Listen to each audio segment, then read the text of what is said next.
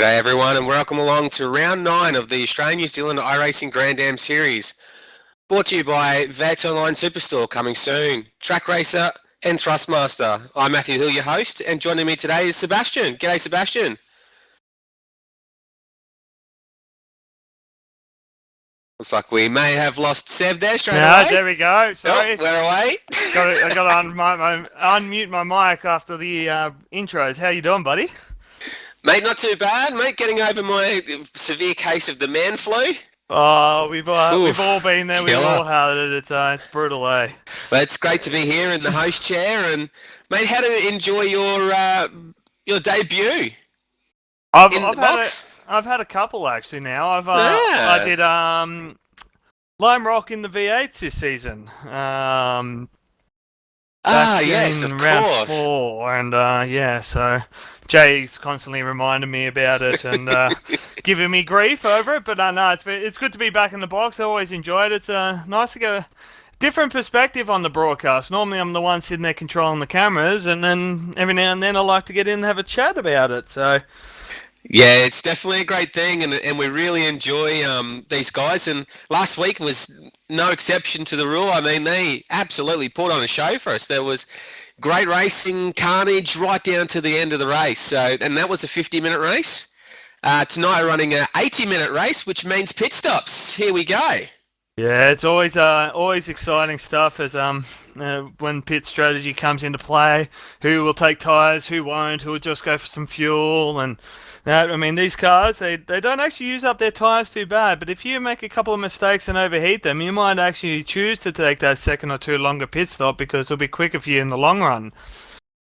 Yeah, that's exactly right. I know the guys in my team, being TTL, they're weighing up which way they're going to go. If they're going to run it early, they're going to run it late, and basically for those guys, I think it's all going to come down to where their track position is. So. Hopefully we'll all see it pan out in front of us.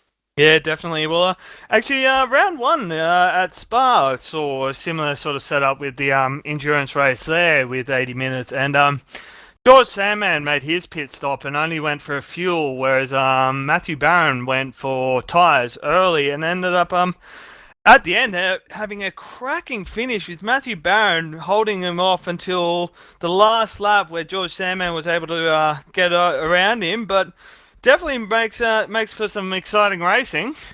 Oh yeah, strategy is part of racing, and we really enjoy these 80-minute races, and we can only pray to the iRacing gods that we maybe get a few more next series. Definitely. This series has been growing and growing week in, week out. Actually, this week I think we've got our highest number of over sign-ups. I think when I last checked, it was sitting about 76. So we've actually got 3 splits tonight, which is very exciting to see. There you go. So getting very popular now, and it's great to see. And we do get a few international drivers in now as well. Yes. Up on screen now, we've got the championship standings. I'll just run through the Daytona prototypes quickly. Mitch Abrahall leads the charge on 13.91. We've got John Emerson in second on 12.40. Christopher Osborne in third. Alex Lame in fourth. Steve Anus in fifth. Matthew Barron in sixth. Anthony Curtis in seventh. Baden Reid in eighth. Michael Schneier in ninth. And Michael Fabian in 10th place. It's a tight championship there, and over to the McLarens now. We got Dylan Sharman, a late entry into the series, but has now pulled out a nice lead over Martin Turner in second place. Christian Hollywood coming in. He's been a long-term stander in this series, doing well in third. David Hingston, new name we haven't seen in all the races, but seen in a few, had some good results. Andrew Wren in fifth.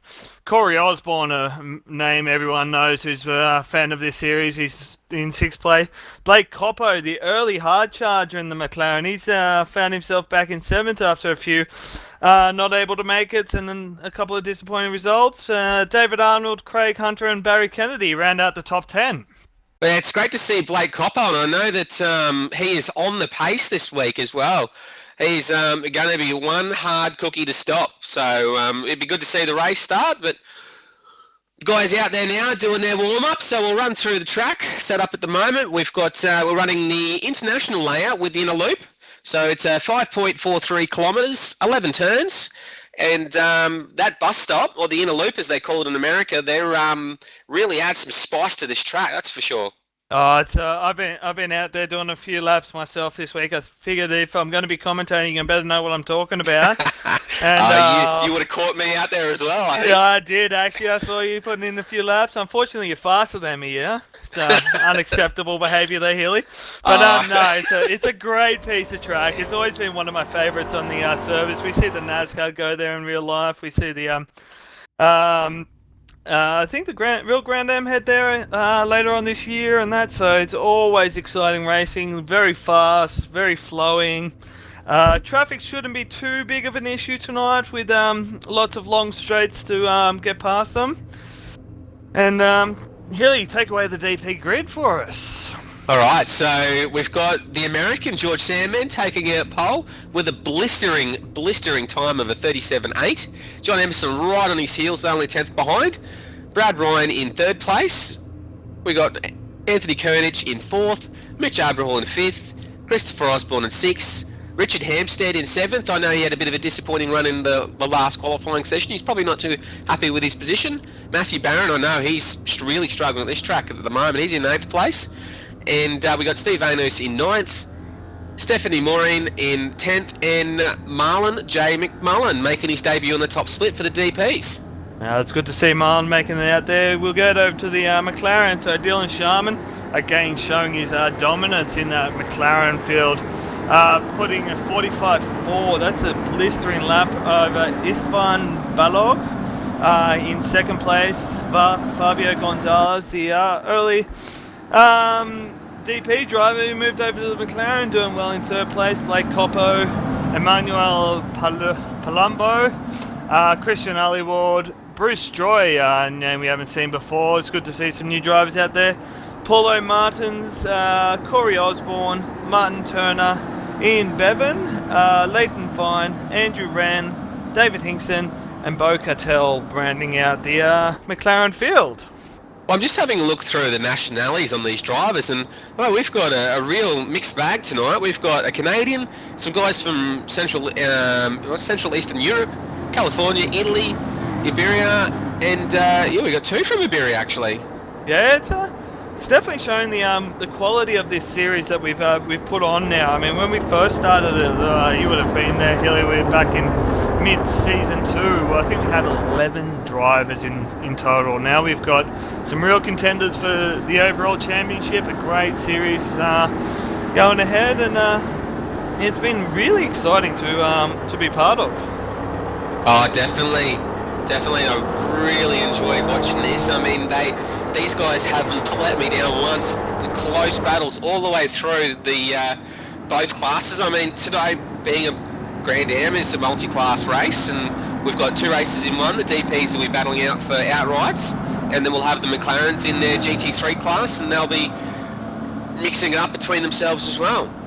As you see the cars now just going along the boot, as we call it, really starting to get a bit nervous now. The guys will be trying to get their mind into gear, trying to get focused, trying to figure out if the guy in front of them is going to nail it as soon as the green flag drops or as soon as the pace car disappears. So it should be really interesting to see in the turn 1.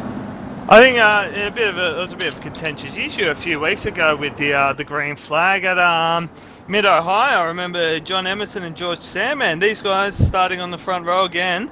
John Emerson managed to get a really good jump over George Sandman on the start after coming out 2nd place, and afterwards there's a little bit of a contentious issue after that. It was a bit of an interesting one.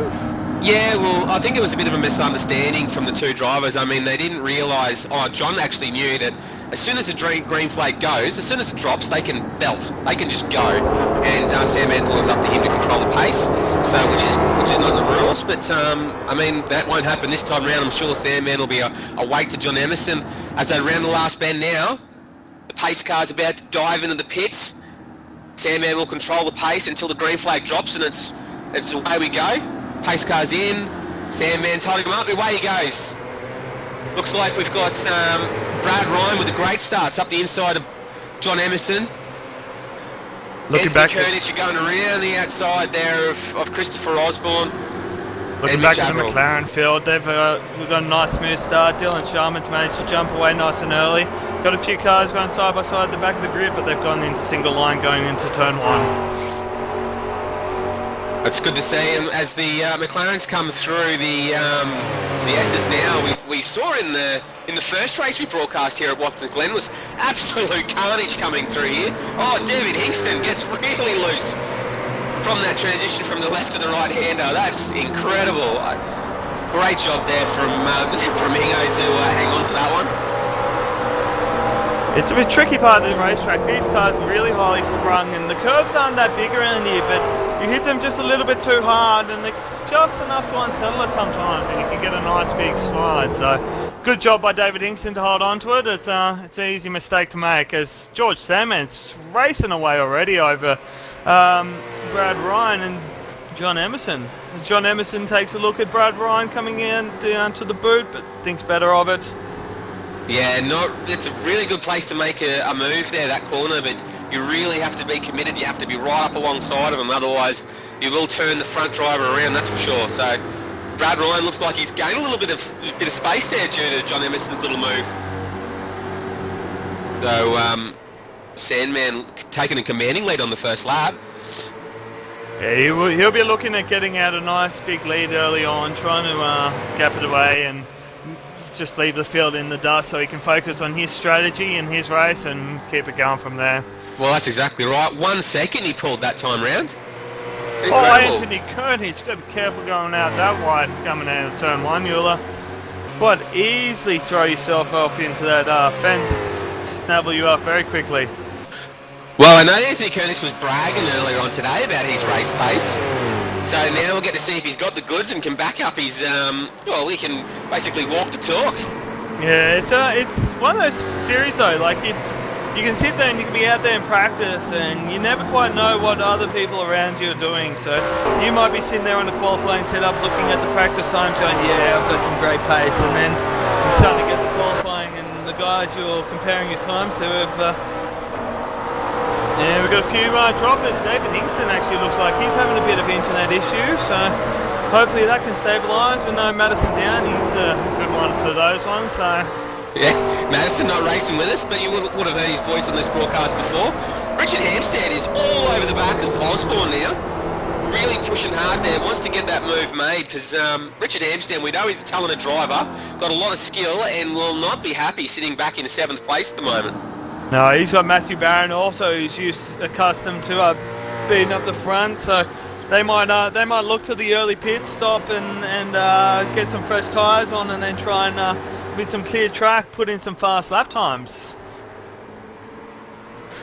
Well, that's exactly right. Well, I know that Matthew Barron, I was just speaking to him before, and he's sort of struggling a little bit with setup, bit of confidence lacking at the moment, and hopefully he can pick it all together, maybe build a bit of rhythm, and get a bit of faith in that front end of the DP and get a bit of time, make a bit of time up between him and Richard Hampstead.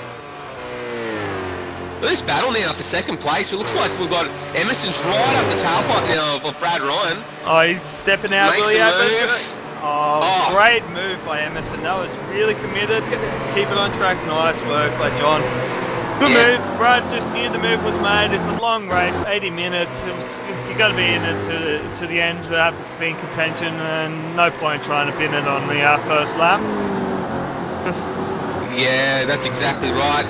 That's exactly right. All 4 of them now within a second. That's incredible. Yeah, that's from second place to 5th place. The other thing Brad didn't want to do, he didn't want to go too wide through that box up. They would have opened the door for Mitch Averell and Anthony Koenig to potentially make a move on him, so he could have lost more than one spot in that. Yeah, and look who's over the back now of Brad Ryan as his teammate. Fellow LMR driver, Mitchell Averell. Switching over to the McLaren, Blake Coppo, he's looking to make up some moves. Currently in 3rd position. He's had a good start to the race. Oh, he gets a little bit wide through the keyhole there, but he's got Fabio Gonzalez behind him with David Ryan. Yeah, and then Istvan, I suppose, that's how you'd call it. Istvan. Istvan, so yeah. He's in front of Blake, so yeah, international drivers are completely surrounding him. They're really taking the hold on this championship now. Yeah, Blake Coppo, Fabio Gonzalez rocking the new white and black skin there. It's quite a nice paint job, that one. Yeah, it's something a bit new. We used to see him with the bright yellows and the greens and the reds mixed in with his black, with his nice base of black, and going back to a bit of a classic look, I think, now with the white and black. Yeah, interesting question. Do you know if he paints his own skins or does he get someone else to help him out with them? I have no idea. If he's making it himself, he's definitely one talented man. I mean, can paint a car and can drive the car as well. After that move by John Emerson, Brad Ryan's managed to skip away a little bit from Mitch Aberhall, but Anthony Koenig still harassing Mitch for that fourth place, sorry. Yeah, Anthony, I mean, you can't miss him. Bright green car. Wants to get I believe it's because he wants to get as much airtime as he can. Even when the camera's not pointing at him, you can't miss him. So big shout out when he watches this later on. G'day, Anthony. While we're doing shout outs, we'll give a quick shout out to a few of the guys. If you're watching over VA Supercar Fan Group, welcome to the stream. Hope you guys are enjoying it. Also, we've got the guys at Race Centre, I believe, tuning in tonight. So good to have those guys on board. Always good to see those guys. Great place to be to have a race and then watch a broadcast simultaneously. Yeah, unfortunately I'm not close enough to duck down to a race centre, but I do believe they're an excellent place to be. Yeah, really good, fun environment. I lived up on the Gold Coast, or back when I was about 19, I think it was, and I don't know if it was still race centre then, but they were in the same spot as they are now on the Gold Coast, and I went in and had a little play around, and obviously different equipment now, as 10 years ago. George Sandman, he's gap in the field, quite really. He's really got his head down. I'm trying to just put the pressure on. He really wants to get a good result tonight. He's had a few bad luck stories, a few good results. He's the championship of this series, so he's really looking to try and secure that lead now in the international championship. Oh, we've got a car in the pits. We've got Martin Turner, one of the Overclock Australia's cars, into the wall heavily. It's we'll try and find a replay of that, guys, but I've actually managed to find it back in my little screen here. Looks like he's taken out his teammate in Leighton Fine as well. Huge crash. Looks like it's quite a while back. For me, they're still in the pit lane, so coming out of the bus stop by the looks of it. They're coming out of the bus stop. Martin's gone a little bit loose. We've missed the replay, unfortunately, guys, but the car's been off in front of him, and unlucky incident. Martin just had nowhere to go. Leighton to find another innocent bystander. Both the overclocker cars out of this race. Yeah, it looks like it was one of the international drivers. There's a Romano Palumbo, and he has lost it in the bus stop, turned around, and unfortunately two overclocker Australia cars had nowhere to go and ended up with some substantial damage. Yeah, that's not the result those boys would be looking for, so disappointing for them. Fabio Gonzalez has not let Blake Coppo skip away on him. No, it's good to see Fabio Gonzalez take to this McLaren like a duck to water. He is absolutely driving the wheels off it and harassing Blake Coppo, who we know has got plenty of speed. So well done, Fabio. And if you can get past Blake, it'd be good to see if he's got some outright speed and maybe catch the back of Istvan. Istvan's not that far off in front of him, so everything's possible with the length of this race. I mean, with pit stops and everything, you get in a little bit early, and I actually just noticed Istvan's car. It's a Batman livery. It's got Bat 1 on the number plate. What a cool little paint job that one is. Yeah, a bit of a superhero fan then, I think. Yeah. But we know how fast Dylan Sharman is in this 6-boost McLaren TTL livery. He usually just skips out to a massive lead in the first. Just making thought about having a look into the bus top. Sorry, Hilly. Yeah, that's right. Fabio's really on the pace now. But it looks like the Istvan is able to keep with Dylan Sharman and is really keeping him honest. Yeah, Dylan's had it a bit all his way when in the races he has turned up in this series, so really shown his talents when it comes to driving this car. As we go back to the battle for second place in the DPs, Brad Ryan's finding his feet again and not pulling John Emerson back. Yes, he does. Looks like, yeah, Brad Ryan is really keeping up with John Emerson. Sorry, I'm answering to the director here. I'm unaccustomed to having this voice in my ear and not responding verbally. So that's all right. We'll let you off. We'll let you off with a warning. Yeah. So Brad Ryan is actually he's a bit of a sad news on the weekend with the Le Mans 24 Hours with Alan Simonson tragically losing his life in the Aston Martin in the early stages of the race. And Brad Ryan, obviously a fan, he's decided to put a little bit of a memento on the front of his car in memory and honour of Alan Simonson and everything he's done in his career in racing and what he in Australian V8 supercars and around the world in international touring cars. Very sad loss for the racing community. Yeah, absolute tragic circumstance. Absolutely tragic circumstance, and just shows to how dangerous motorsport is in real life, and where we get to do it from the comfort of our own homes. And I mean, I travel absolutely nowhere doing 300 kilometres an hour, so we're definitely safe and south in our little homes, that's for sure. So we get back to the racing now. Actually, just got some little bit of information now on Isvan. It looks like that. We've got some experienced drivers actually have raced against him in the past. So as much as this is a debut for him in the iRacing splits, it looks like he's actually got plenty of experience in racing. He's actually done a lot of work in the old GPL game, if you remember that. That takes me back maybe 12, 13 years. I must admit, my first simulated racing game was iRacing, so I haven't played many of the older style racing games, so I'm not familiar with GPL, but it's good to see that obviously he's got some talent about him and enjoys his racing if he's been stuck with it for that long. Well, that's exactly right. I mean, once you get the passion, it's not one that dies easily, that's for sure. Looks like we've got a nice little battle here going on in the McLaren class. Just trying to work out where we would be. Probably 8th, 9th, 10th, I think, in class. Between Corey Osborne, Paulo Martins and Bruce Joy. Geez, those guys must be separated by less than a second, and they are really, really putting on a show for us. Corey Osborne, he's one of the names that we're very familiar with, driven the V8 supercar and that before, so we know he's got the ability to steer. And Paulo Martins, will he be feeling the pressure of having a name like Corey behind him, or will he just be focusing? It's good to have the Osborne guys in here. I mean, when I first started sim racing on iRacing, used to battle against Fabio Gonzalez. Sorry, Fabio Gonzalez has managed to get Blake Copper going into the bus stop there. Great move as we get a replay up on the screen.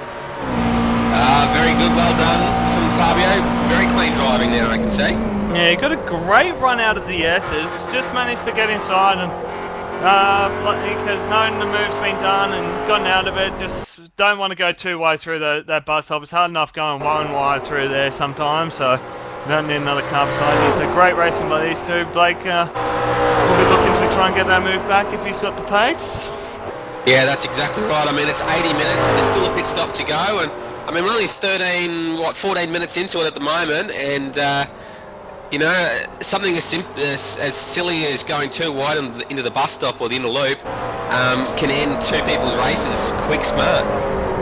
Paulo Martins is doing a great job holding off Corey Osborne. I just saw him going. Corey's looking left, right, trying to throw Paulo off a little bit. You know, inside him. Sometimes you sit there in the car, disappear out of sight, and you just wonder, is he up the inside of me or not? And he's got to keep your head in the game, and he's doing some great driving, focusing on his hitting his marks. And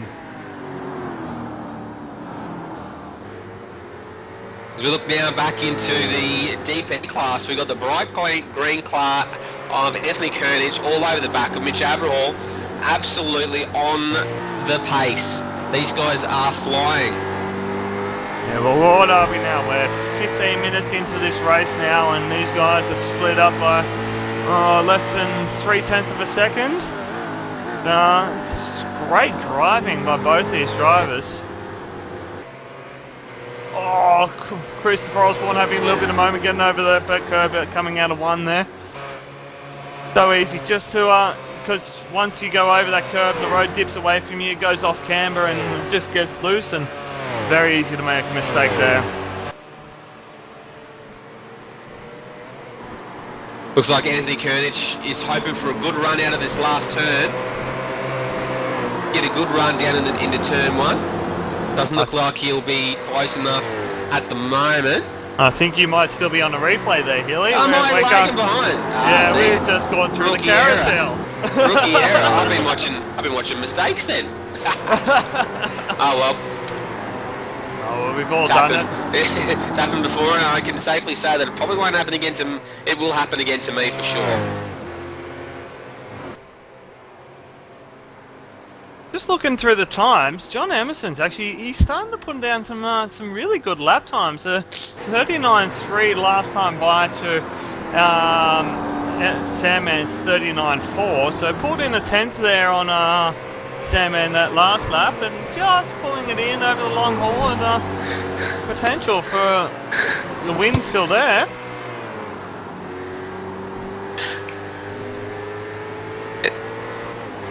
It's George Sandman. He's now starting to catch the back of the McLaren field. He's got Andrew Wren just ahead of him now, who's just behind Ian Bevan. So, yeah, Andrew Wren we know is a regular in this series. I mean, he's always puts his head in, always keen for race, and usually gets himself involved in some pretty heated battles. So, good to see you back, Andrew, and I hope you can stick with Ian and really put on a show for us.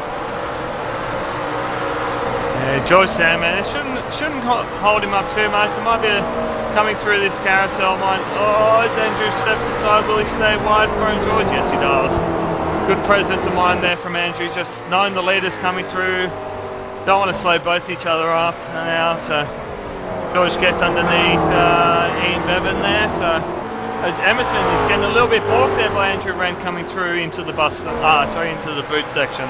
Yeah, he'll want to get past Ian Bevan very, very quickly. Ian goes extremely wide there, lets Emerson go. So good driving there from Ian. Doesn't lose a spot there to Andrew Wren, but doesn't hold John Emerson up at all. So it'd be interesting to see if he's actually lost any time on this lap due to that hold-up. I know we've seen time and time again that in these races, as soon as the leading DP cars come in contact with the last of the McLaren drivers, we usually see anything can happen. And Emerson gets extremely loose coming back onto the Cup circuit. That's incredible.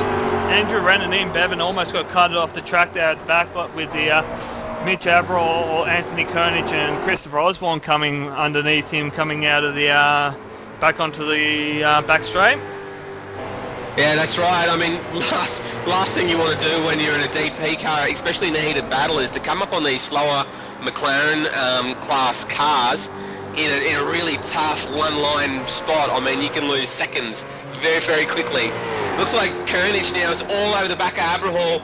Will want to get a move done as they come up to the back of two McLarens in Hingston. Sorry, just the one McLaren of David Hingston. Kernich looking up the inside. Going to be an interesting place into the bus stop. 3 wide with it. Oh, geez, that makes it tight. 2 wide with David Hingston, so 2 different cars side by side to the bus stop. Osborne forcing the issue, but gets it done. I mean, both cars move on safely. That was some tight racing. Osborne didn't want to lose any time having to follow Hingston through the bus stop. Old sparring partners Richard Hampstead and Matthew Barron. Quizzo, as he's affectionately known by the team and the community. It's Hampstead getting held up by Hingston.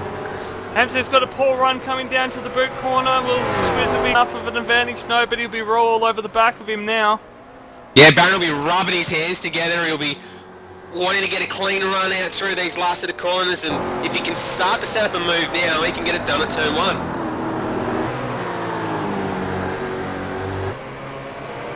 Here we go, the battle for the lead is on. Emerson, with that traffic, has managed to take advantage of it. Coming up to now, is Christian Alleywater in front of him in the McLaren? Yes, it is, in the DA Supercar fan group. Yeah, that's right. That one. Emerson now will be all over the back of Sandman and right in the draft, and hopefully gets a free tail up into the bus stop. So we'll go on board with Christian Alleywater. Looking back, let's watch how fast these DPs will just come at him. Give you some sort of indication of how much of a difference it is. And it's Christian has who cuts through the bus stops and doesn't want to cause an issue. He'll get a slow down for that. Will he lose the position? Bruce Joy, nice. Bruce Joy is a long way back, only just coming through the bus stop, but he's getting harassed by Richard Hampstead. He almost gets cutted off the track by and Barron losing a lot of time there. Now coming on the back of Bruce Joy, it looks like the Barron's going to have to go the long way and has lost contact with Richard Hampstead. Looks like that he'll have to start work all over again, but you know, next McLaren could see the gap close up again. Sometimes the traffic can advance you or hurt you. It's even when here we are, Sandman getting held up a little bit by traffic now. Yeah, Emerson now all over the back of him. Emerson will be rubbing his hands together thinking it's Christmas. Yeah, Fabio Gonzalez in front of him. Sandman has nowhere to go. Sandman has to take the shallow entry. Emerson gets a free run, but also misses the entry point. So lucky for Sandman, no time lost there between the two lead DP drivers. Well, this is really helping Brad Ryan find touch with this fight again too. Brad Ryan being able to capitalise on that traffic. Now they've got the 3 leaders less than a second at the line, so great racing by these guys.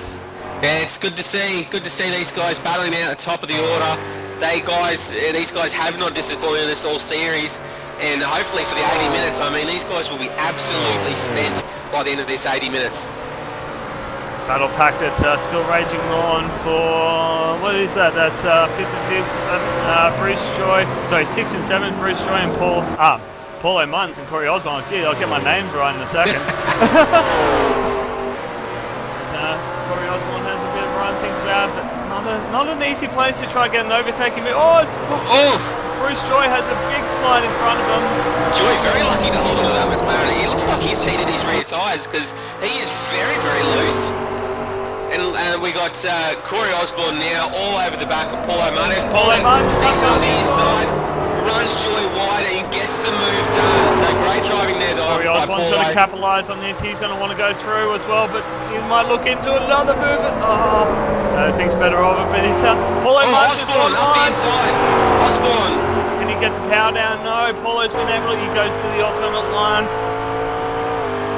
Corey going for the draft, trying to get that spot back. This is great racing by these guys. Corey gets the right apex in behind Paulo and is really making a nuisance of himself.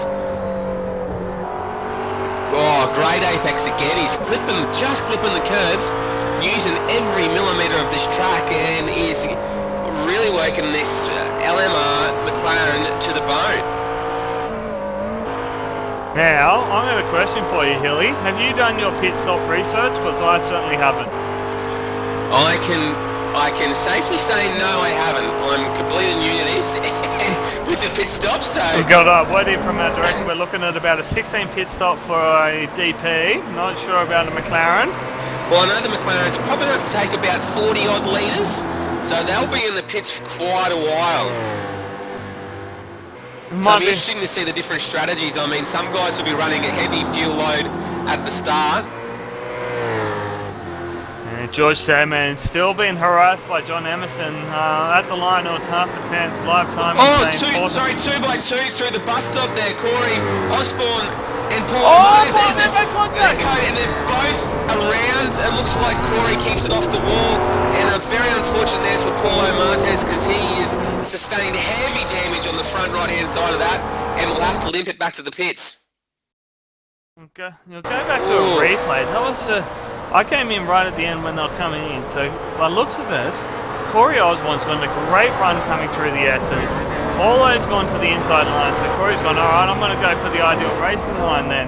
Hold you tight, and he's Corey's had to tighten it through, and just as we like to call in the net code, where what happens is the iRacing software tries to assume where the drivers are going to be based on the internet. And, unfortunately, when you're battling against international drivers, the ping or the internet speed comes into play, and the game just basically guesses where the cars are going to be. And unfortunately, it predicted contact between the two cars, even though visibly there was none. So very, very unfortunate for the two guys there, and they'll be very disappointed. Yeah. Having a look through the feed, Anthony Kernich is now all over the back of Richard Hampstead.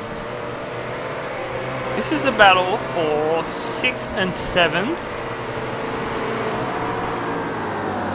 Yeah, Richard actually looks like he's gotten around Kernich there, because on the grid it looks like, Kernich started in 4th place and has dropped down to 7th. We might get the gains and losses up on screen if we can. We'll go through. Go through the field. DP gains and losses on screen there. Directors hit the wrong button. Alright, so you can see that not many big shakers. Abrahall up 1 spot, Osborne up 1 spot, Hampstead up a spot. Anthony Kernich, like what you're saying, Healy, biggest loser, down 3. This battle for the lead has actually started to settle down. They're pumping out some extremely fast lap times. And go through and get the GT3 gains up now. I'm just trying to get them up on my screen so I can read through them. Alright, we got Ian Bevan, Andrew Wren and David Hingston all getting great results. Ian with 4 spots, Andrew and Hingston both getting 5 each. Emmanuel Palublo, the biggest loser, down 9, and Paulo Martin's down 3 at this point, but if he's retired, he's possibly going to lose a few more.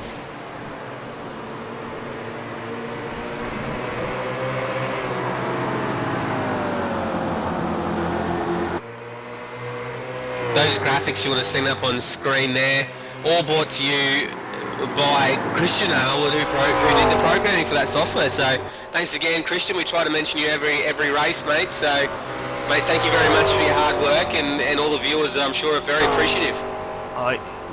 Christian, actually, you almost got the bump job there from, was that car 12? That was Marlon McMullen, just trying to get every little bit of draft off that McLaren in that DP. He's actually got a bit of damage to the side of his car. I wonder if he must have had a rub with the wall at some point, maybe coming through the S's. Yeah, well, that's it. Well, I know Marlon hasn't actually spent a lot of time he's sitting in the driving seat of these DPs, and he's just trying to come to terms with the moment. So I think he was actually a bit surprised he made the broadcast split, or the top split as you call it.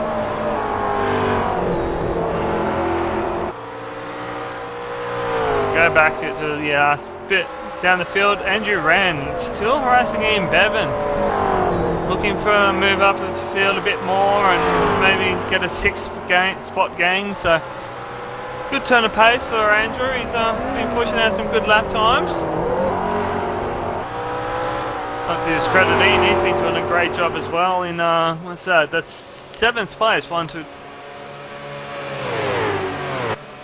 Yeah, Andrew definitely not letting Ian go, that's for sure. As we got a battle up front for the lead, George Sam and John Emerson with Brad Ryan close in tow. These guys again less than a second when they cross the line officially.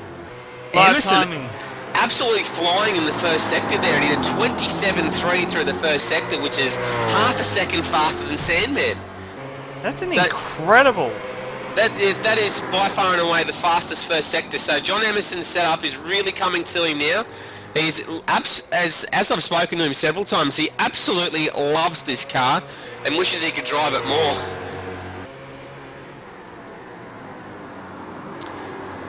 Word in from our director, our pit stop should be starting in the next 5 to 10 minutes, so we'll keep an eye out for that and try and keep everyone informed as much as possible about what strategies people are going for. The thing that these drivers have got to take into consideration, the tyres don't really go off on these DP. They do get faster and faster as the fuel comes off. You get lighter load, you're able to push through the air a little bit quicker, and you can actually get higher top speeds with the lighter fuel load. So running the fuel tank almost empty is advantageous and going long, or coming in and potentially getting a new set of tyres. Yeah, well, as I was saying at the beginning of the broadcast, I mean, it really does depend on the driver's preference. If they want to drive with new tyres, with a low fuel load, and really pump out some extremely fast laps and hope to get at the point end of the field, or they could run it heavy and short pit it and have a nice light car at the end there with fresh tyres. So there's a couple of different strategies, and I'll be really looking forward to what happens. As we've just been told, I mean, the pit stop window's not far away at all, so expect some fireworks, guys, and maybe some shuffling of the order. Yeah, well, it's definitely going to shake these things up. I'm having a look now. Mitch Averell and Christopher Osborne. These guys have been battling now for a while on track. Both been putting in very good lap times. Both pushing hard and really battling, trying to get that fourth spot. That'll be an outstanding result.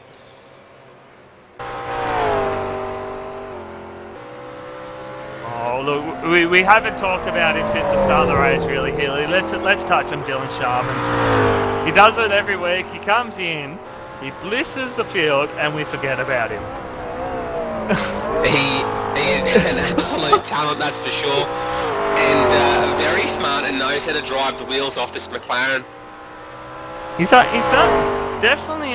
He really knows how to just position the car. Knows when to get on the power, how much to brake it. Just positions it perfect every lap, and it's just a testament to his talent as a sim racer. Well, we definitely know that the guy has got a lot of talent because he's got 3 Cadillac helmets, which is the prize for winning the Cadillac Championship, and that is a worldwide competition that he has absolutely dominated 3 times in a row. So looks like we're going to go on board with him, guys. So we'll be quiet for a lap, let you guys have a break on the ears. So turn it up, listen to this McLaren roar, and we'll see you on the other side of this lap.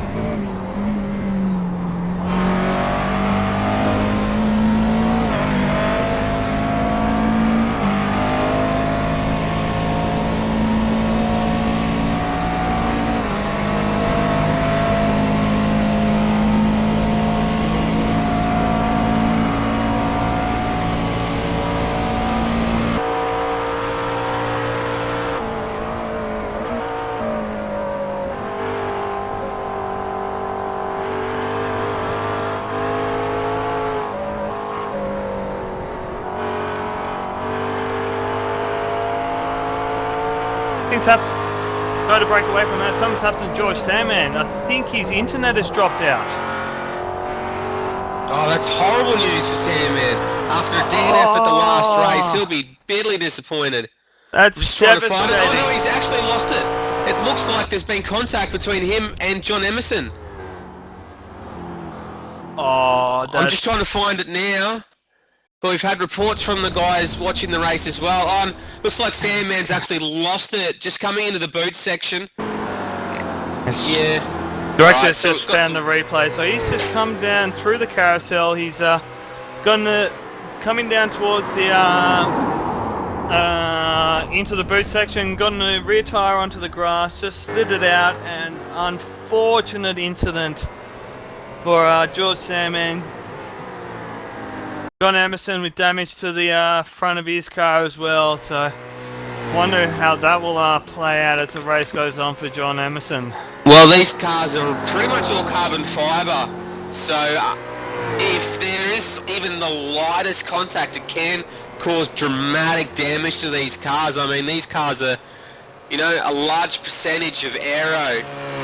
So if it's all crumpled up at the front, they will really struggle to turn the car in. So bad luck there for Emerson and obviously George Sandman as well. Looks like we've got starting to get some pit action as well. Yeah, Mitch Aberhall and Brad Ryan, first two to make the go through pit lane. So they've decided to get early pit stop done, try to get some fresh air and get out there. Also teammates, so possibly trying to mirror a strategy as well. So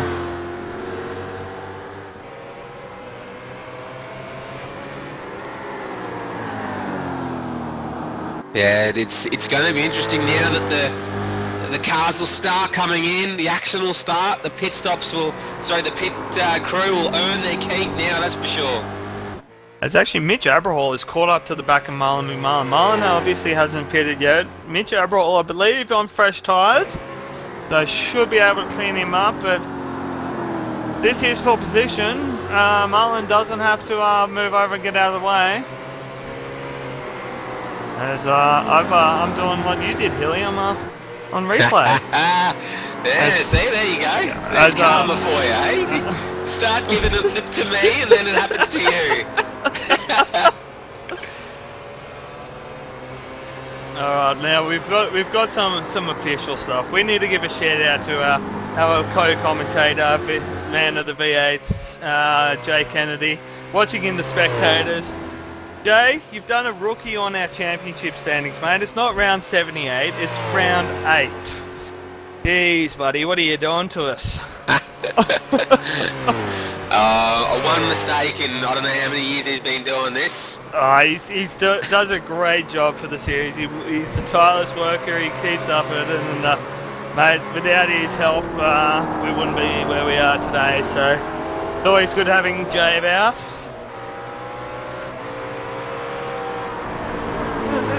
The on-track action sort of died down a little bit. We've got the continuing battle between, Andrew Wren into the pit, sorry, so I was just about to comment on Andrew Wren still harassing Ian Bevan, but Andrew Wren's actually dived off into the pit lane, so he might be trying to get a bit of fresh tyre advantage. Yeah, exactly right. Well, we just noticed that last time round, John Emerson did a 39.7, which is quickest of all the DP drivers. He may have got an advantage by that lack of... Sorry, except for Brad Ryan, I was standing corrected there, he did a 39.1. So Emerson with huge damage in the front there, but it doesn't look like to slow his pace. No, sometimes you do get that little freak sort of thing where maybe that little dent is just enough to maybe reduce a bit of drag on the car, and you're able to push a little bit faster.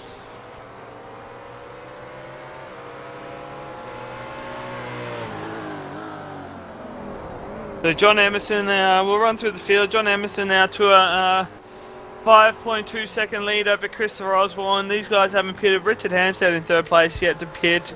Anthony Kernage, Matthew Barron, Steve Vanus. Brad Ryan, the first of the pit stops, with Mitch Aberhall in tow.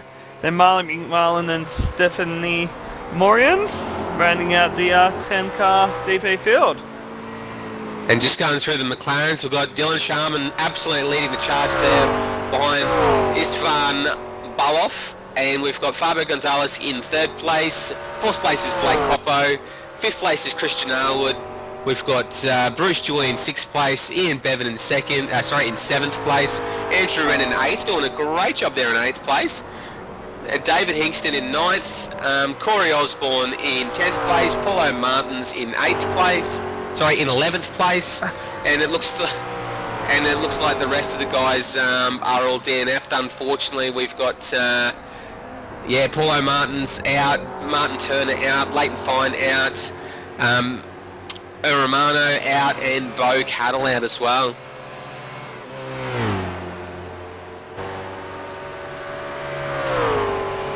No, Richard Hampstead still not yet to make his pit stop. Same with Anthony Kernage. These guys found each other on trackers. Hampstead gets held up by Ian Bevan a little bit there, coming through the bus stop.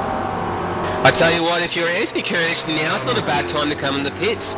Get a fresh set of boots on these car, fill it up full of fuel, and hopefully make a couple of tenths, which will be enough to jump Richard Hampstead.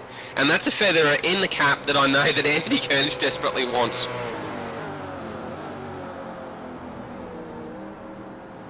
Yeah, so coming up on a half race distance now. It's gone pretty quickly here, Healy. It's a long way to go. I mean, we've still got 40 minutes of racing left. But what's been your most exciting part so far? Oh mate, you can't go past the start. I mean, all the cars in a line, that noise coming up through the S is absolutely epic. Really enjoyed that start. and everyone drove cleanly and fairly, and there was no harm done, and we got to see all the car drivers really show what they got. Anderson using all the track, doesn't want to let Anthony Koenig to catch onto the back, get into that draft, and hopefully make a move. The pits. Oh, Barron in the pits. By Ian Bevan, so Matthew looking for a bit of fresh tyres. Vainu's on in as well. Another regular in the series. Vainu's doing a great drive so far in 6th place, but not corrected obviously at the moment. Brad Ryan and Mitch Aberhall, as Brad actually passes him coming down the pit straight. So, just watching Mitch Aberhall. Jeez, he's using every bit of the track and all of the ripple strip, and nearly using the wall as well, coming onto the main straight. So he is pushing very hard. We know he's got a lot of pace in the car as well, so we're good to see him up the front. He's scored himself a couple of wins in this series, and we know he's a hard charger. And David Hingston, Matthew Barron going into the S. That's got to hurt David Hingston a bit coming through there. Just being out that wide, you can't get on the power as much as you'd like, and you just got to wait for it. Vainus, did he get a speeding in pit lane penalty? 18 seconds. That'll definitely be hurting him. Go back to John Emerson as he comes around the final corner. And still continuing on. Obviously he's gone away very lightly with that damage. Is that Christopher Osborne doing a Mitch Aberhall in the background? Using every bit of road and more coming out of that last turn. No, John Emerson, obviously he's been fairly lucky with that contact. So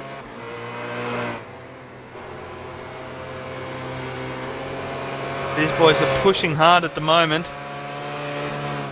Just having reports now, the ANZ driver Kushner was actually starting to catch up to the back of Blake Coppo. So still a bit of a gap there, still a lot of work to do for Christian. Yeah, it's what are we? 2.6 second gap. 2.6 second gap, and it is coming down. It's John Emerson's right behind Christian too now. Emerson's doing a great job now with a heavily damaged car. He's out to a 6.3 second lead. He's gonna.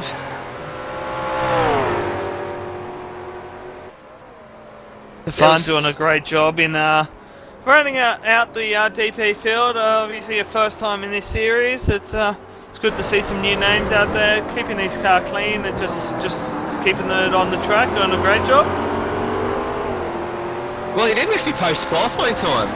So, and the same with Marlon McMullen as well. Guys very brave jumping into this car without actually doing a qualifying time. But Stefan making it work now. Sorry, Stefan. Making it really make it work. And now we got Arwood in the pits now, so we'll see what happens now if who was he leading there before? Geez, I he was chasing after Blake Coppo. Blake Coppo. So it'd be interesting to see if Blake Coppo actually covers Christian Arwood. And we've also got another couple of drivers in. Stefan, continue. Sorry. Getting calls from the director saying someone's in. I missed who that was, unfortunately.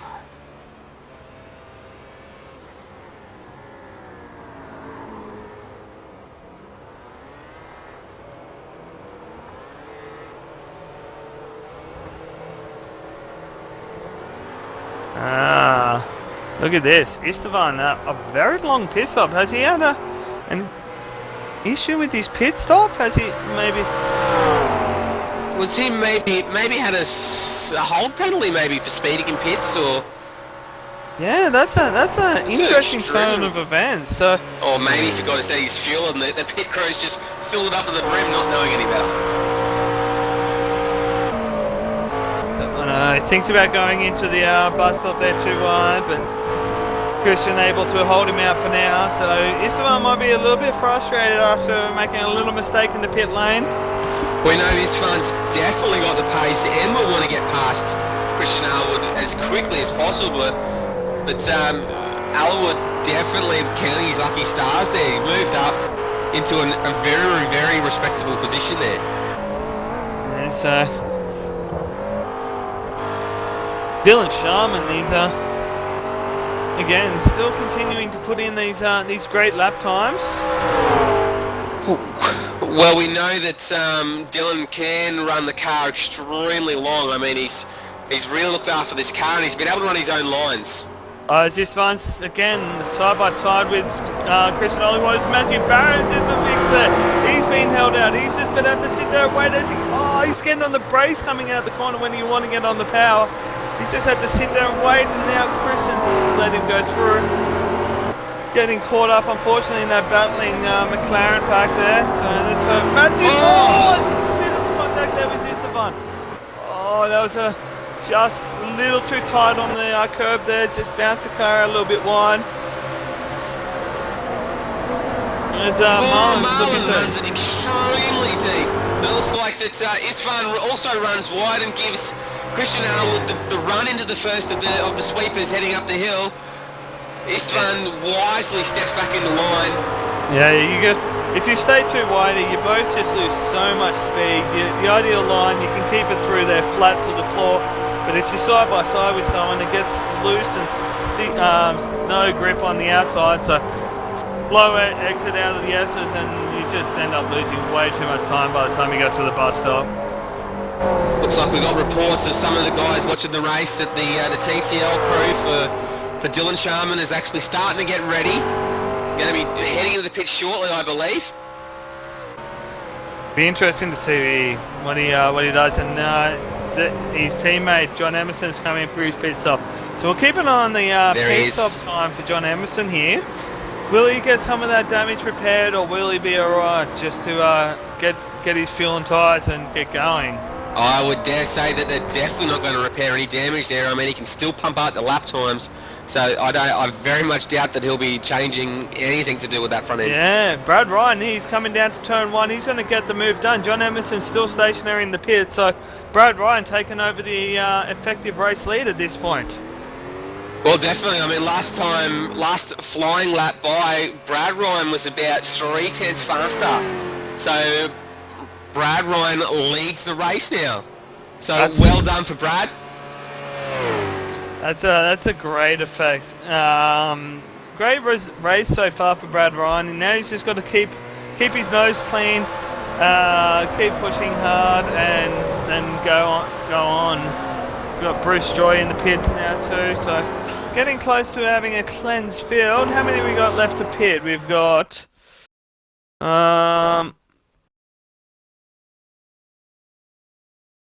yeah, I've just had an issue with my iRacing. Yeah, same with me as well. So it looks like we're having just a touch of server problems there with the iRacing service, but hopefully it comes back to us very quickly. Yeah, this is going to have an effect overall on everyone's race. So if the servers crash, this is going to be a devastating. It looks like it has. The server has crashed. Oh no, that's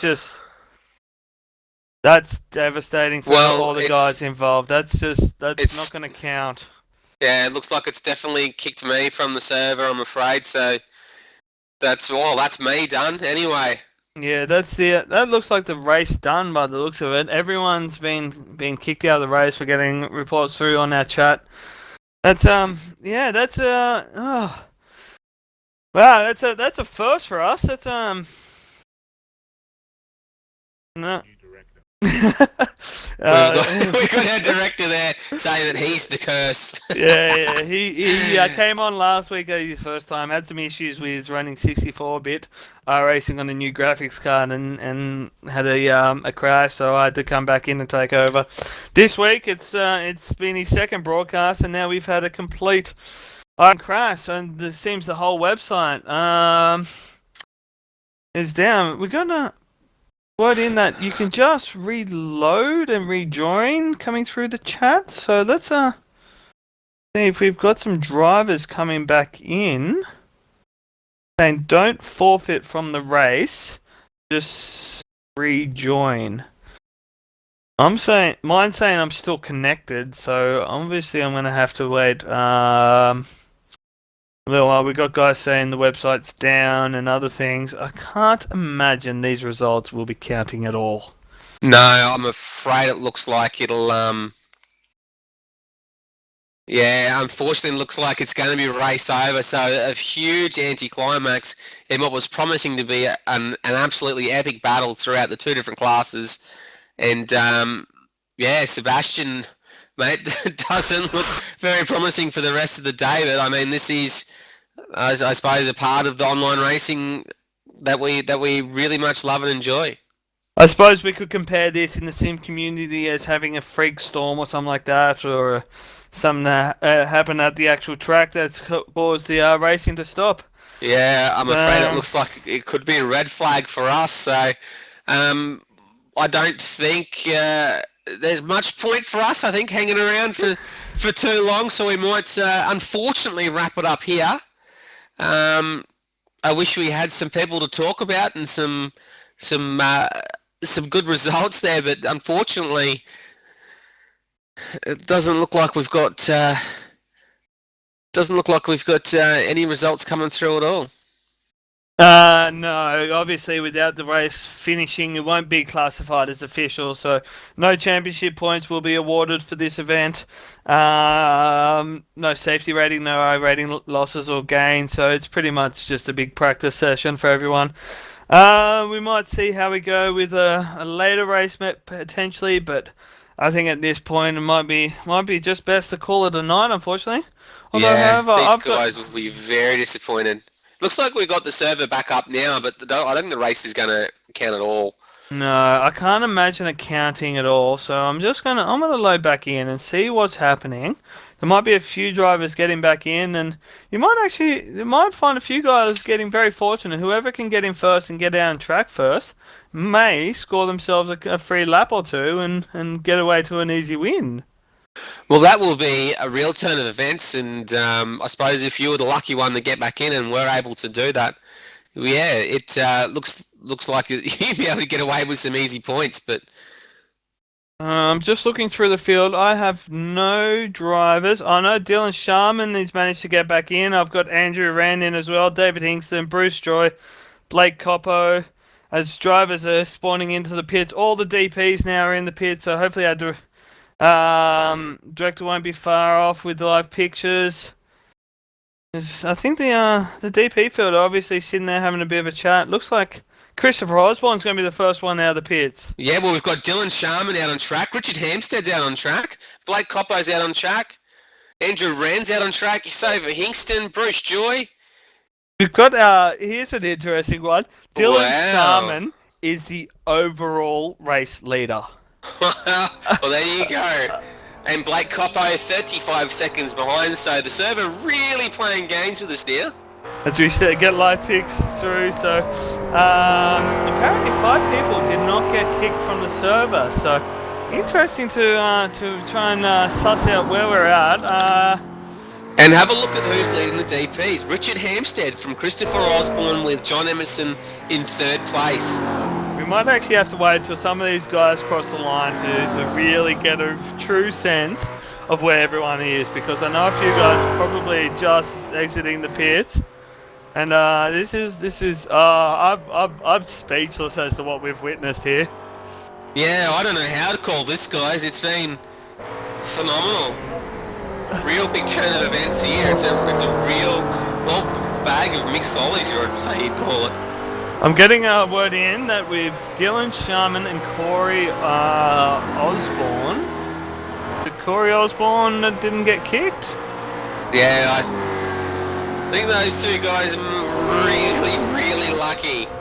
Really lucky to get away with that. Looks like we've got most of the drivers back now and out on track.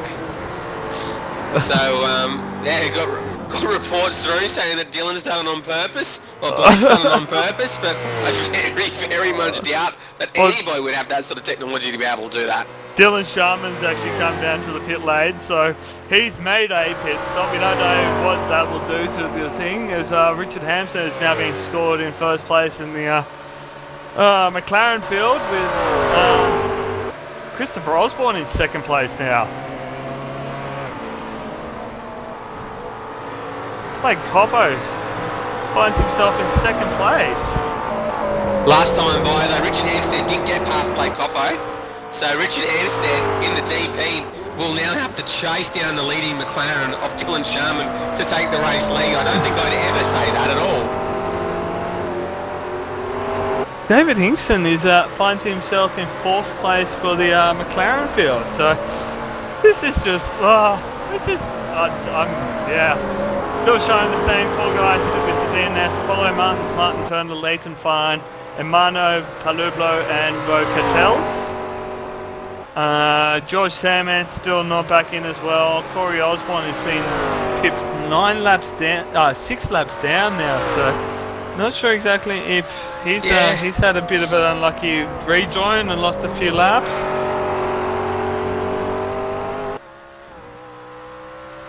So Esteban, Fabio Gonzalez, Christian Hollywood and Ian Bevan are all several laps down from the leader now, so really put a span in the works as Richard Hampstead's up on Dylan Sharman for the overall race lead. Oh no, he's gone past him, sorry, that's Christopher Osborne coming past him. Yeah, it looks like we're starting to get a lot of these times sort of settle, I'd say. Yes, John Emerson's in third place now. He's, 10 seconds-ish? Yeah, 10.3 seconds behind Osborne. I think our biggest loser out of all that has to be Brad Ryan. He'd just taken over the effective race lead.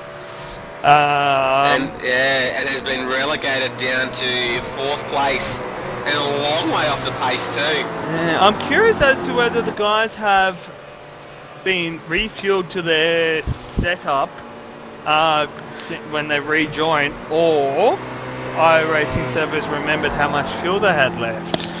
Well, I don't think we'll know. I don't think we'll know until the end of the race, I think. Yeah, that could be an interesting one, because Brad Ryan, he was an early pit stop. He was hard charging. He had the pace. He had just gotten John Emerson in the pit stop. Now he finds himself 11 seconds thereabouts off John Emerson in the placings. I don't know. It's that as yeah.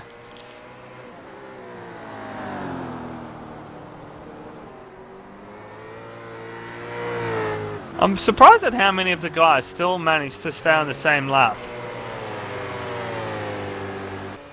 Yeah, it's pretty incredible.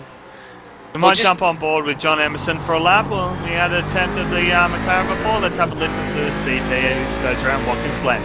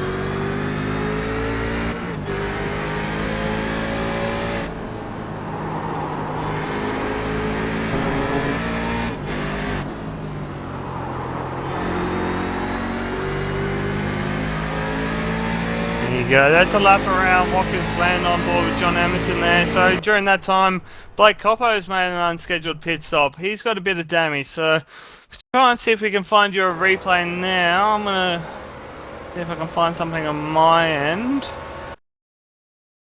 Has he had an incident, or is he just... Might be Maybe from a little bit of earlier contact, I think, because I'm just having a look back through now. I've gone back a few laps, and I can't seem to find anything that's actually happened to Blake there. well, actually, on the previous lap, he's come down pit lane and he's missed his pit stall. He's obviously driven along and realised, oh no, there's my pit guy. Oh, he's passed. So he's gone back around and actually come back down the pit lane again and managed to get into his box. So I think it was a scheduled pit stop. I don't think they. I think they still had the same fuel and stuff in the car as when the server crashed. So maybe Brad Ryan might get a bit lucky. It looks like Brad Ryan's actually dropped out. There's something happened to Brad Ryan.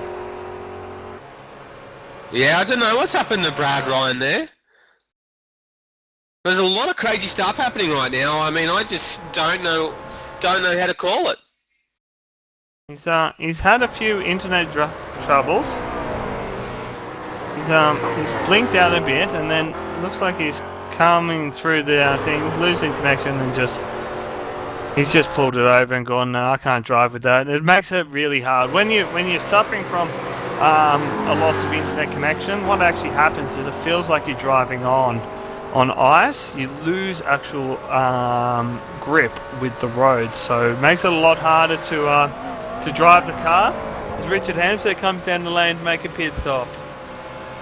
So John Emerson may still get this win, as he's taken over the lead of this race. He's driving through the S's as Richard Hampstead is sitting in his box and Christopher Osborne comes into his box. So Mitch Averhall is going to get second place as well.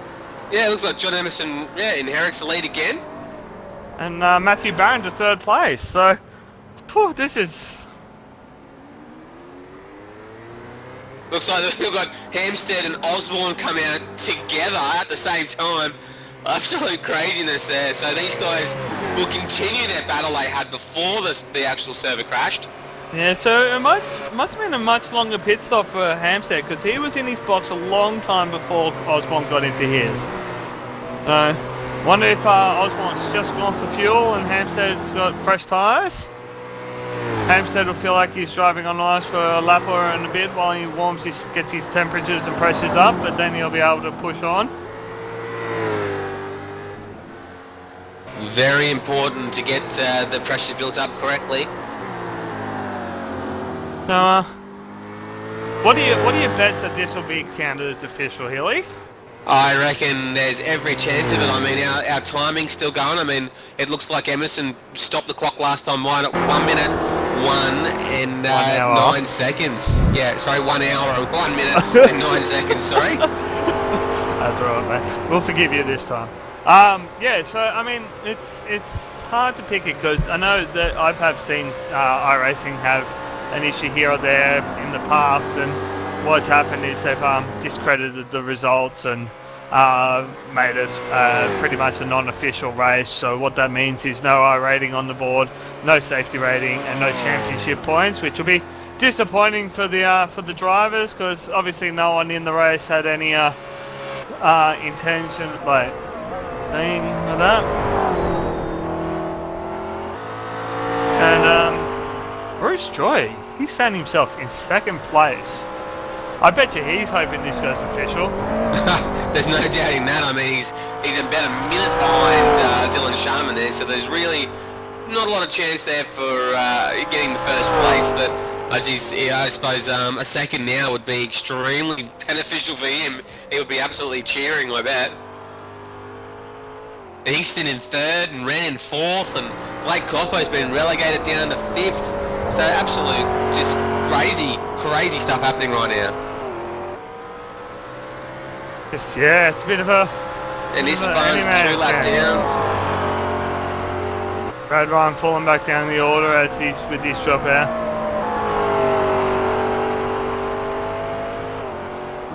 Dylan... So Hampstead's gotten his tyres up to pressure now. Obviously they're putting the advantage on. Christopher Osborne wasn't able to capitalise when he had the advantage, and now he's falling back.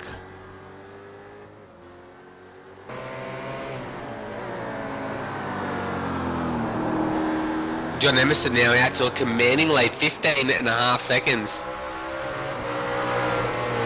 doing a stellar job. So we still don't know if this race will actually be counted for points or if not. But it's funny that the timer kept going and all the fuel strategies and everything still, you know, everything was remembered and counted. So I dare say that points will be counted.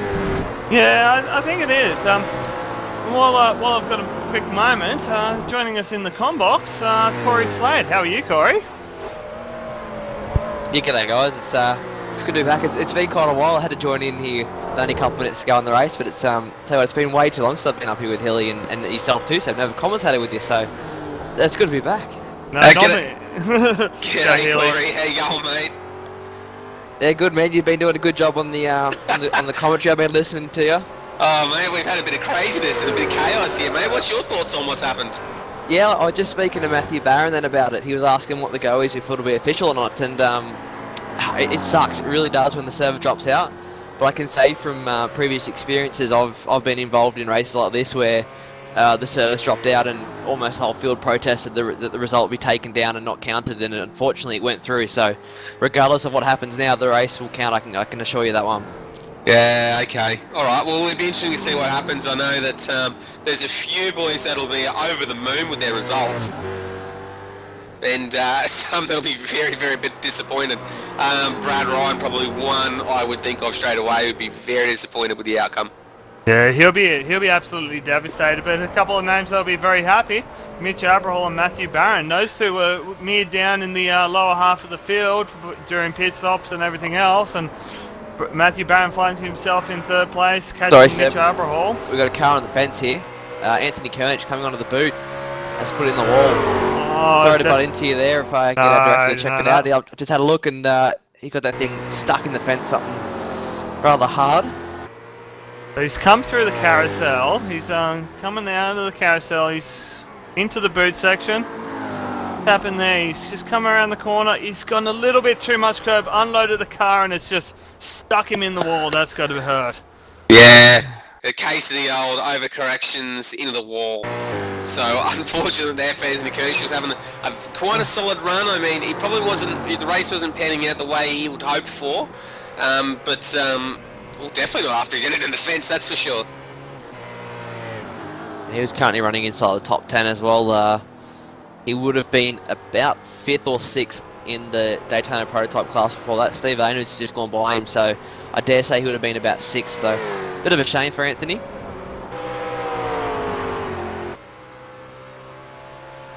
Marlon McMullen now takes advantage of Anthony Kernich's mistake there and started from the back there in P11. He's now moved up into P7 now. Did a great job there from Marlon. Another one that will be ruin the results of this race is Istvan Bello. He was the contender up there for the lead for a little while with Dylan Sharman and had a long pit stop, and now finds himself mirrored down in, what's that? That's 6th place. Yeah, it's not a bad result. Yeah. It's not ideal. He's a lap behind the car ahead of him and a lap ahead of the car behind him, so... Yeah. Unless there's an incident for a driver ahead of him, there's no real opportunity to gain some spots, unfortunately. Well, so far this race has been anything can happen race, and I mean we saw the extremes of that with the server crashing. Lots of battles, lots of contact. So the last part of this race is going to be hopefully just as exciting. We'll quickly run through the field now that we've sort of settled down a bit with the gains and losses. We'll get them up on screen as well. So hang on, let me just see if I can find them on my screen. So we've got the DP gains and losses on screen. Hang on, sorry, here we go. John Emerson's up 1 spot. We've got Mitch Aberhall gaining 3. Matthew Barron, the biggest mover, up 5 spots. Hampstead up 3. Osborne, Venus and Marlon gaining a few spots. The biggest loser, obviously, George Sandman with that unfortunate incident coming down into the boot section of the track. Brad Ryan losing 7 spots as well with his internet drama. So disappointing results for those two.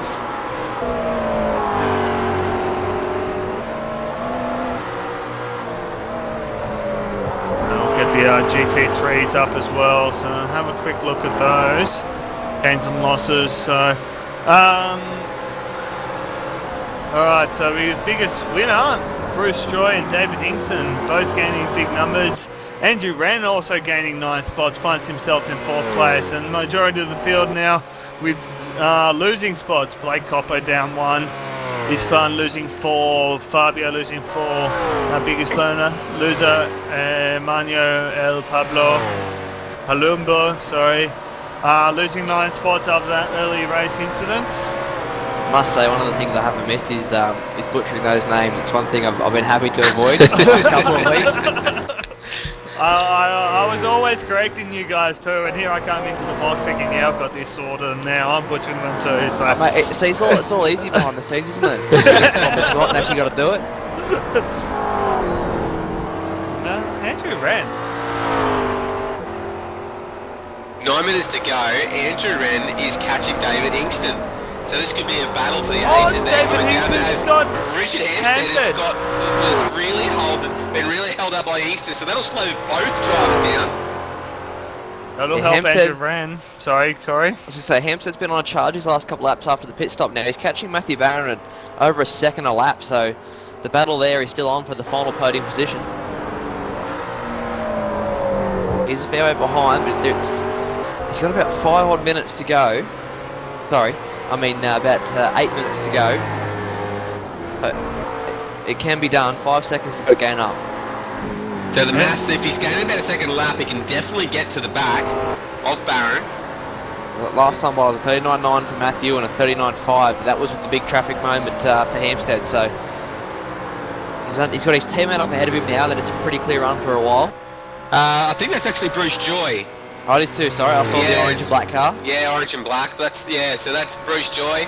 But it looks like the Hammer is going to catch him, right in the good spot, so that won't affect Richard Hampstead at all. In fact, I reckon he'll actually gain a little bit extra time with the draft.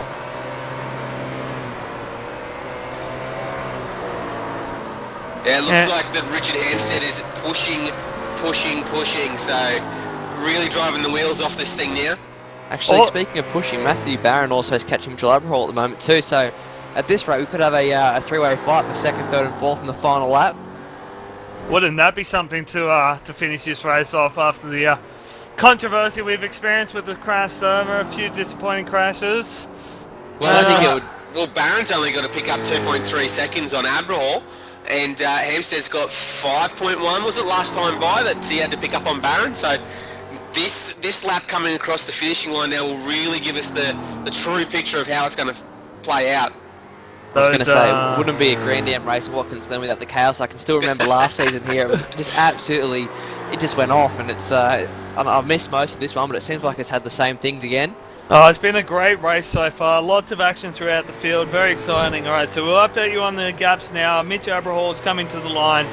He's about to stop the time, a 39.9 for Mitch. Matthew Barron comes with a 39.9 as well, so he hasn't gained any time. But Richard Hampstead, 39.2. He's gained 7/10. Will that be enough throughout the last 6-7 odd minutes in this race? That was only about a 10th off his previous fast lap of the race, so he's absolutely pushing that car at the moment.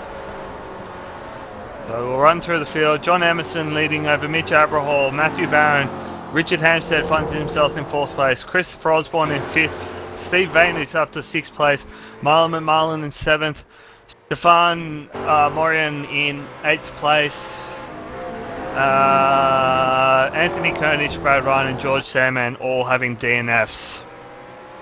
Richard Hampstead, once he can start to see the back of Matthew Barron, he'll be able to smell the exhaust fumes from Barron, and that will be like a red flag with a ball, I'd say you call it. So he'd be absolutely just chomping at the bit to get at the back of this McLaren, DP. Sorry.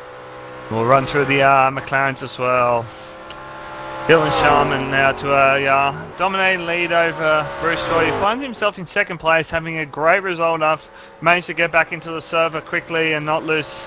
Actually gained a lot of spots. David Hingston finds himself in 3rd place. Good result for him. Andrew Wren up to 4th place overall. Blake Coppo comes in at 5th place, having a Good result. You'd like to be a bit further up the field, to be honest. Istvan Balov finds himself in 6th place, a few laps down. He'll be very disappointed with this. Fabio Gonzalez, 2 laps off the leader of the McLarens in, I've lost count, 7th place. Christian Aliward, another unlucky result. He was having a great race too. 3 laps off the leader in 9th. Ian Bevan, Corey Osborne. Then we've got Paulo Martins, Martin Turner, Leighton Fine, Emano Palublo and Bo Cartel all with DNFs tonight. Not long to go now. Not long to go at all. Only another 4.5 minutes to go. And Matthew Barron still closing in on Mitchell Aberhall ahead, and Richard Hampstead closing in behind. I don't think it's going to be enough at the moment for Hampstead, but he's definitely catching. He's doing these lap times over half a second a lap quicker than the 2 ahead of him, so the pace is there. Well, Hampstead is by far and away the fastest DP on track. He's a good half a second faster than the race leader, John Emerson. Mitch Aberhall crossed the line last lap for a 40.2. He lost 0.4 of a second to Matthew Barron, who did a 39.8. Richard Hampstead again with a 39.3, so blistering pace from Richard. When Barron is able to feel that draft of Mitch Aberhall, he will be able to suck right up to the back of him. I mean, once you can almost touch the back of that DP then. Look at the times they go past this time. It's 39.8 for Mitchell and 39.8 for Matthew, but you've got a bit of traffic up ahead that 39.2 for Richard Hampstead. Blake Copper gets out of the way. So Hampstead closing in again. That was a massive gain.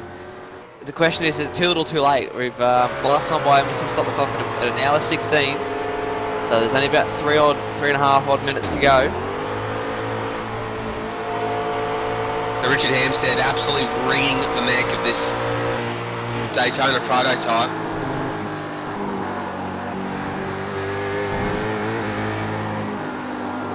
Barron taken the shortcut through taken every inch of the racetrack. Really trying to clamber up the back of Aberhall. Got to say, it's one thing to catch him. We've got to remember, it's going to be another thing to pass these guys. They're driving on the absolute limit, so it's not going to be an easy feat, even if you can catch up to try and get around. Although Watkins has got some fantastic overtaking opportunity, corners rather around here. Yeah, what these two boys? See the gain through that last corner there. Matthew Barron must have pulled in at least 2 or 3 tenths there, just in that one corner. What Matthew Barron and Richard Hampstead have been looking forward to, hoping for now, would be a big swirl of traffic of McLarens to really hold up Mitch Aberhall. If you could get caught in an unlucky spot, that could really give them the advantage they need to just pull in this last 2 laps, I'd say. Unfortunately for those guys, the next McLaren is currently approaching the bus stop. So they're going to have to do it there's on quite their a fair own. way. I don't think they're going to manage to catch up to any more of the McLarens. This battle for second place in the DPs is really starting to heat up now. It was 39.7 last time by with 39.7, and Hampstead with the fastest lap of the race, 39 flat. Absolutely flying, Richard Hampstead. Live timing is saying the gaps. Aberhall to Barron 1.1, and then a further 2.7 back to Hampstead. This battle definitely on. I think another lap like Barron just had, he did 39.7 versus Aberhall's 40.4. Another lap like that could be in the draft, I can guarantee it. Hampstead, on the other hand, though, he's still too far back, I think, to mount a challenge. Although if those two up ahead get stuck into it, anything can happen. I believe we will right. get the white flag this time by, so this is going to be the time to do it. John Emerson's coming all the racetrack. Coming through the boot now. He's coming up back onto the back straight. He's coming up to the back of Marlon. Yeah, up to the back of Marlon McMullen. And he will be looking to take that white flag. And it doesn't look like he's got any traffic. He's got Corey Osborne in front of him, so I don't know if he'll catch him, but it looks like he'll have a nice run to the checkered flag. So John Emerson ordered to take the white flag.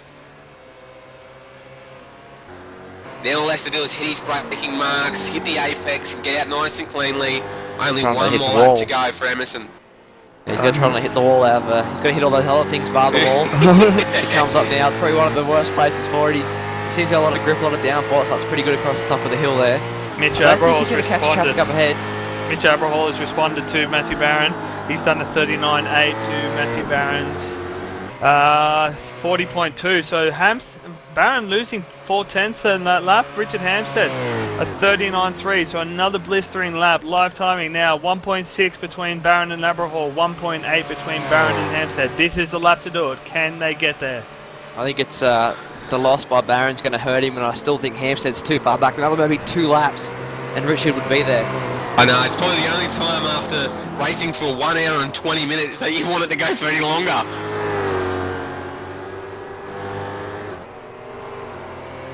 Looks like Barron is really starting to close up now to Mitch Aberhall. I mean, visually he's a lot closer this time by, but it's going to be a bridge too far for Matthew Barron. I think Mitch Aberhall will be able to hold on to second place as John Emerson, he's now comes out, he's coming to the second last turn, been a great race, very fortunate for him. Hit George Salmon when he's had his moment. As he comes to the final corner now, he's that Blake Coppo in front of him. He'll possibly move out of the way and let him go unless he wants to do another lap. As John Emerson comes to the line to win round 9 of the iRacing.com Australian New Zealand Grand Am by B8 Online. Aberhall's going to get second. He's going to hold off Matthew Barron, and Hampstead will come home in 4th. Just not close enough. So I reckon we had another 2 laps. This battle for second, it would have been right on. Would have been fireworks, absolute fireworks. As I focus now on 38.9. Sorry about that one, Hilly. Last lap of the race, Hampstead does the fastest lap in the DP class. Wow, it just shows you that he must have taken tyres there. Must have taken tyres, really light on fuel. I mean, he was absolutely flying there at the end there. As now we look at Dylan Sharman in the 6 boost GT3 McLaren now, just entering the boot section now on his last lap, and he will take an absolute dominant win if he can complete this lap without any major dramas. Bruce Joy in second place will actually beat Dylan to the line. He'll come around, he's a lap down on Dylan, he'll come around to take the checker flag for second place. A great race by Bruce, very fortunate to get onto the server quickly enough and not lose time. We've got David Hinkson, Bruce, Andrew Wren, David Hinkson right to the line for those two. And David Hinkson able to hold him out. Dylan Sharman now 2 corners to go. No mistakes here from Dylan Sharman. Exits his last corner and will take a dominant victory at round 9. Here it's Watkins Glen International. With the photo finish between the two TTL boys, John Emerson managed to catch back up to Dylan before Dylan finishing the race. Great result by these two. These guys will be over the moon. It's not the first time they've managed to both win their respective classes, and I'm sure it won't be the last. No, these guys put in a real dominant performance. Well, Emerson was a bit lucky there at the beginning with Sandman crashing out, making huge contact, and getting away pretty much scot-free. And it looks like both of the boys are out of field now. So we'll run through the results now. In the DP class, John Emerson takes a dominant win there. 16.9 seconds over Mitch Aberhall, Matthew Barron and Richard Hampstead. Really coming close there. If another couple of laps, then would have been fireworks. Christopher Osborne in 5th, Steve Vainus in 6th place, Marlon McMullen with a solid finish, starting at 11th, finishing in 7th, 1 lap down. Stefani Morone, I can't pronounce that one. Moraine? I think I'd go with Moran. Moran, yeah. Moran, sure, why not? Moran. 2 laps down. Close enough. Close. 2 laps down. Anthony Kernage, Brad Wright and George Sandman DNFing with rather large crashes, I'm afraid. Yeah, it's unfortunate results for those boys. They were in for a good result. George Salmon definitely looking for for a good result today, and unfortunate incident as we go through and run through the GT3 results. Dylan Sharman with a dominant win, lapping the entire field over second place Bruce Joy. David Hingston manages to hold out Andrew Rand for third place. Blake Coppo comes home in fifth. Istvan Balog would have been hoping for a better result than sixth place tonight. Great drive in the early parts. Unfortunate with the pit lane speeding and some other issues with the server coming back. Fabio Gonzalez in seventh. Christian Hollywood will take out eighth place. Ian Bevan in ninth. Corey Osborne will round out the 10. With Paulo Martins, Martin Turner, Leighton Fine, Emano El Palumbo, I swear I'll get that name right one day, and Bo Cartel, all with DNFs, and I'm really disappointing results for those boys, I'd imagine. So, wow, what a race! So, Jeez, that had absolutely everything. It had close battles, cars with huge closing speeds. We saw close racing, and also something extremely odd that I've never actually experienced before on the iRacing service is the actual server crash, in which everybody rejoined and continued racing. It was absolutely crazy. I'd never seen anything like it. It's definitely a first for me. I've heard of stories of it, and I know some of the guys I race with regularly, they've had it happen to them and that, but I've never experienced it myself. This has been the first time I've seen anything like it. And I tell you what, it really definitely shook everything up quite a bit. I think there's some results in there that really do not represent where the drivers should be or where they were early on in the race. And definitely they would have been looking for better results than what they scored tonight. So unfortunate for some, lucky for others. That's sim racing for you, I guess, Hilly. Yeah, exactly right. Well, guys, looking forward to the next round. Unfortunately, I won't be able to join you guys for the rest of the season due to a house move, so I won't be able to join you guys. But epic track in Barber Motorsport Park, next race, a 50-minute sprint race for round 10. You guys looking forward to that? Oh, most definitely. With the racing we had there last season, it's a spectacular track. So many bumps and changes of elevation and blind corners and tricky sections, curbs that can bend your steering if you hit them too hard. Yeah, gee, thanks for bringing that one up again. I think it's always been 3 months, but it still hurts. Sorry, I couldn't help myself, Corey. But no, it's a great track though, as Seb said. It's got everything you want. You know, the elevation changes, slow, fast corners, and unfortunately though, much like you'll have a completely new commentary team again next week because I too will be out. So hopefully we can get something sorted for next season, Hilly, mate. I don't think we've been together full time for at least a month or two now.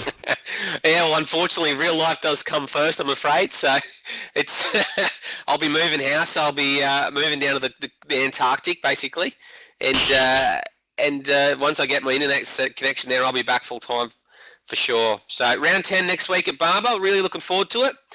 Don't forget to join us next week, next Monday night, for the V8 Online V8 Supercars at Twin Room Montegi East Circuit at night. Should be an epic race. The cars look really good on track. I did a little bit of practice this afternoon, and it is really good fun. So join us again there from 7:30 onwards. We've also made a big announcement on Monday night that Wednesday nights next season we'll be running Wednesday night truck racing on the ovals. Bit of American NASCAR for us. I know I'll be taking part in that. I'm very much looking forward to that. Hopefully it sparks a bit of interest and we get a lot of trucks out on the track. I'll tell you what, I am personally super excited about the truck series. I've been wanting to broadcast an oval series for quite a while since coming on to the V8 Online team.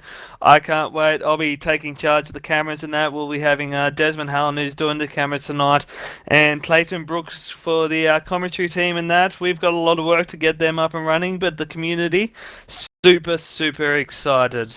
The guy team at Sim Instruments have come on board to bring you the series. They're really excited to come and join the V8 Online team and bring everyone a broadcast.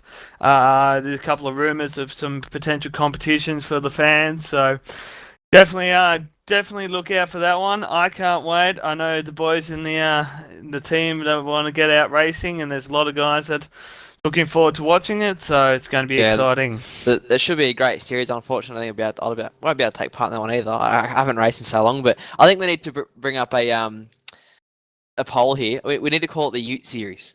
I think it's just something being an Australian time slot, an Australian broadcast. It needs to be the NASCAR Ute Series. Just putting it out there.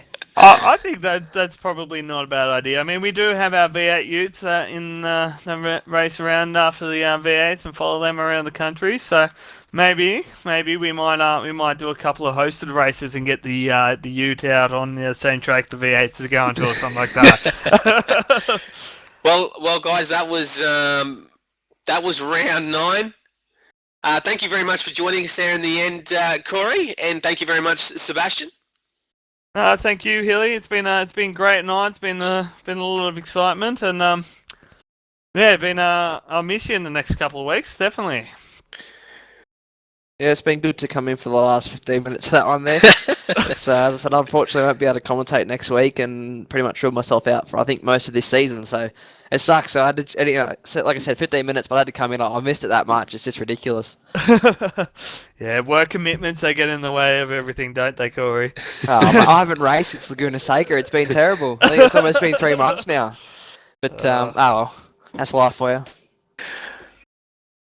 Alright guys, we'll wrap it up there. You have been watching V8 Online's live and exclusive broadcast of the Thursday night Australia-New Zealand iRacing Grand Am Series, brought to you by Track Racer, Thrustmaster and V8 Online Superstore, coming soon. I'm Matthew, your host, saying farewell and until next week, see you later.